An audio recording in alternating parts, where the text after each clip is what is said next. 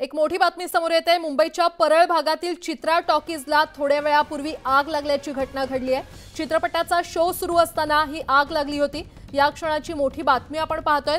दादर जवळच्या चित्रा सिनेमाला आग लागल्याची घटना घडलेली आहे। दरम्यान या टॉकीजमध्ये चित्रपटाचा शो सुरू होता आणि त्यावेळीच ही घटना घडली। अधिक माहिती देत आहेत आमच्या प्रतिनिधी प्रणाली कापसे आपल्यासोबत जोडल्या गेलेले आहेत। प्रणाली, चित्रा टॉकीजला आग लागल्याची घटना घडली असल्याचं कळतंय, काय सद्यस्थिती? फायर ब्रिगेडच्या गाड्या या घटनास्थळी पोहोचलेल्या आहेत। चित्रपटाचा शो सुरू असताना ही जी घटना आहे ती घडलेली आहे। त्यामुळं साहजिक आहे की त्या ठिकाणी जे चित्रपट बघायला आलेले प्रेक्षक होते त्यांच्यामध्ये गडबड गोंधळ निर्माण झाला।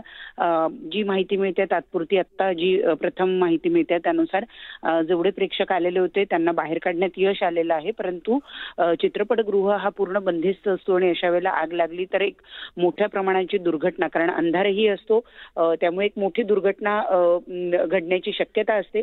प्राथमिक दृष्ट्या आता जी माहिती मिळते त्यानुसार जेवढे प्रेक्षक आले होते त्यांना बाहेर काढण्यात आलं आहे। असं असलं तरी फायर ब्रिगेडच्या गाड्या घटनास्थळी दाखल झालेल्या आणि आपण पाहतोय की दृश्यांमध्ये आपल्याला थोडासा धूर जो आहे तो या सिनेमा थिएटरमधनं बाहेर पडताना आपल्याला दिसतो आहे। फायर ब्रिगेडच्या अतिरिक्त गाड्या सुद्धा या ठिकाणी पाठवण्यात आल्याची माहिती मिळते। बरं प्रणाली, धन्यवाद या सविस्तर माहितीसाठी।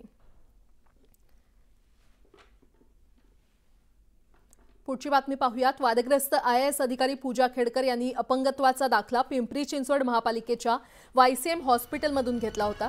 या प्रकरणात आता पिंपरी चिंचवड महापालिकेचे आयुक्त शेखर सिंह यांनी YCM हॉस्पिटलचे अधिष्ठाता आणि इतर चिकित्सक विभागाची आज चौकशी केलेली आहे।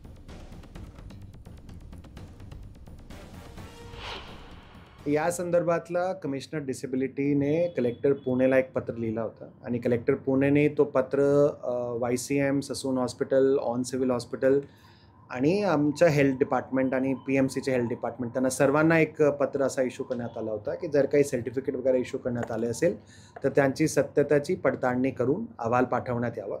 त्या आम्ही चौकशी आमच्या स्तरावर सुरू असून ते अहवाल आम्ही खूप लवकर कलेक्टर ऑफिसला सबमिट करणार आहोत।